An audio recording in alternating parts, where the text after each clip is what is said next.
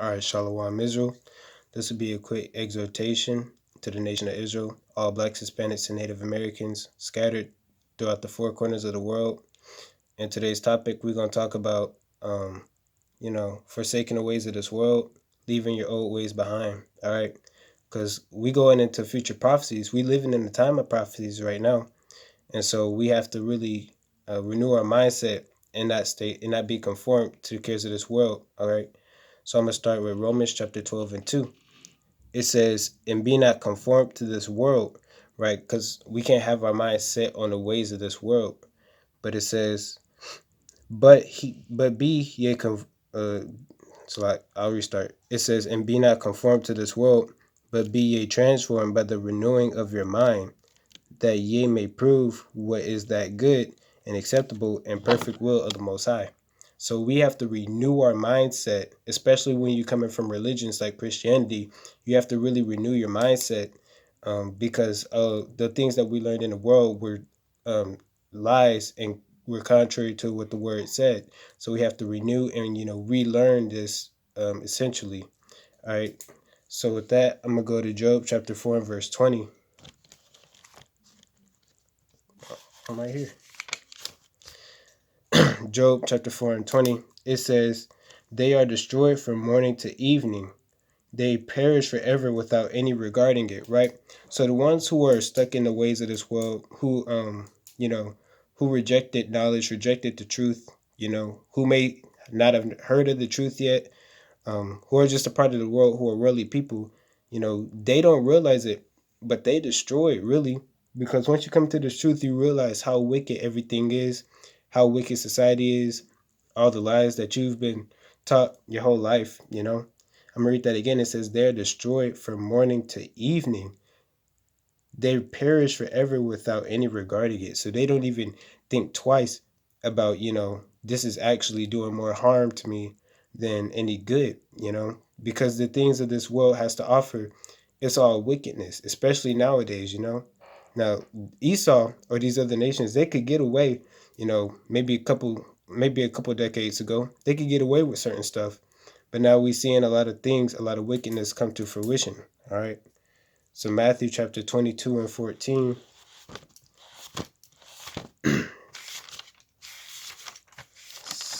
Matthew chapter 22 and verse 14. Give me one sec. It says, for many are called, but few are chosen. So like I said about those people in the world, it's a lot of people that are going to be called to the truth. Soon enough, all Israelites are going to hear that they're Israel, are going to hear this word. Whether they reject it or accept it, it's going to be spread throughout the four corners of the earth. That's biblical prophecy. It has to come. It has to happen. Thus saith the Lord. So it says, for many are called.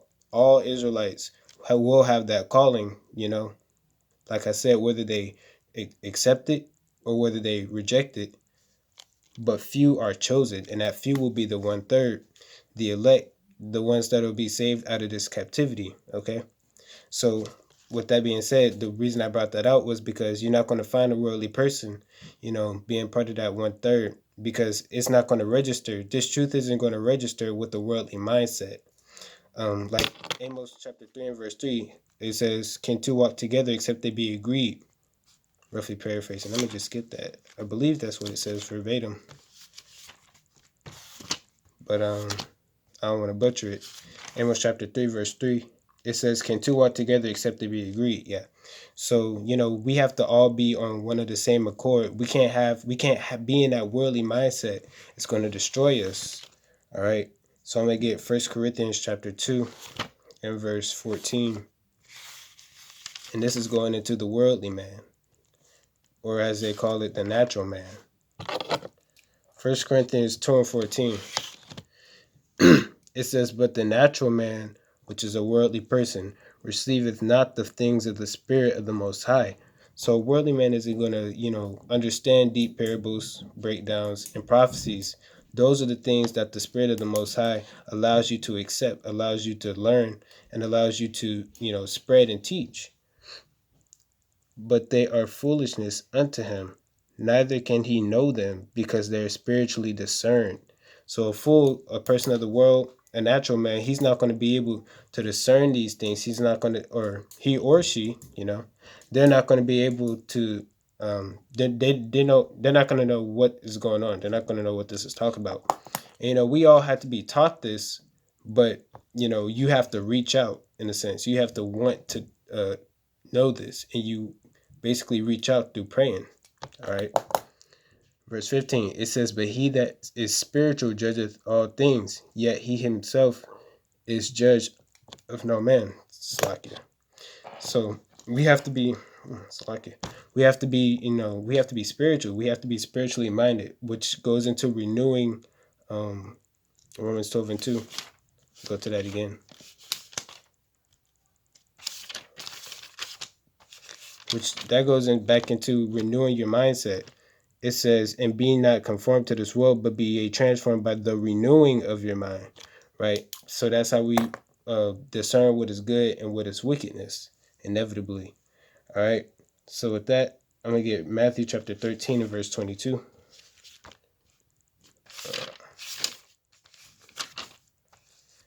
Because we coming into some dark times and we just got to be prepared. Matthew 13 and 22, it says, "He also that receives seed among the thorns is he that heareth the word." All right, so this is going into a parable that you can read, but I'm on a crunch for time, so I gotta kind of. But it says, "And the care of this world and the deceitfulness of riches choke the word, and he becometh unfruitful." Right, so this is talk about Yahawashi, going into the unfruitful man.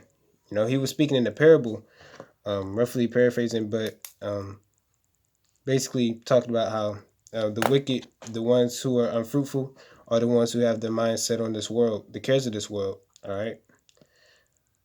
So with that, I just wanted to make that quick point. But with that, I'm gonna go to Hebrews chapter 13 and 14, because we got to be aware. This is the land of our captivity, so we just got to be aware that a lot of us, even now, is not making it in this world. We're not doing nothing too big in this world as of right now. So Hebrews chapter 13 and 14, as much as Jake likes to think that he's prospering right now, he's still the bottom of the barrel at the end of the day, the laughing stock. So Hebrews chapter 13 and 14, it says, "For here we have no continuing city," right? This is not our place of rest. That's why we work to get that kingdom. We work to get the finer things in life. We work to get eternal life, all right?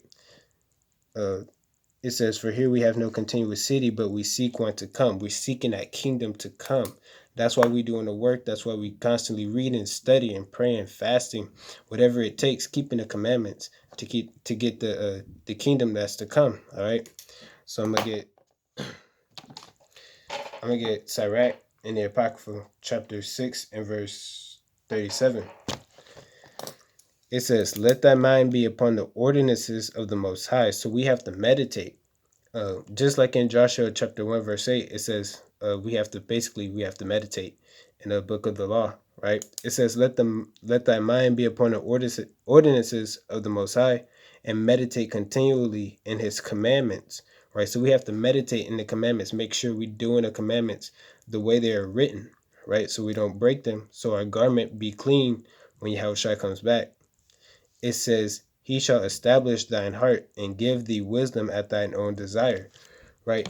Because when you're not keeping the commandments, the Most High is not going to hear you out. Because it's like a deal, You can't expect to get one thing, but you're not holding up your side of the deal. That's not how it works, right? So I'm gonna go to Joshua chapter 1 verse 8, just to get a better idea.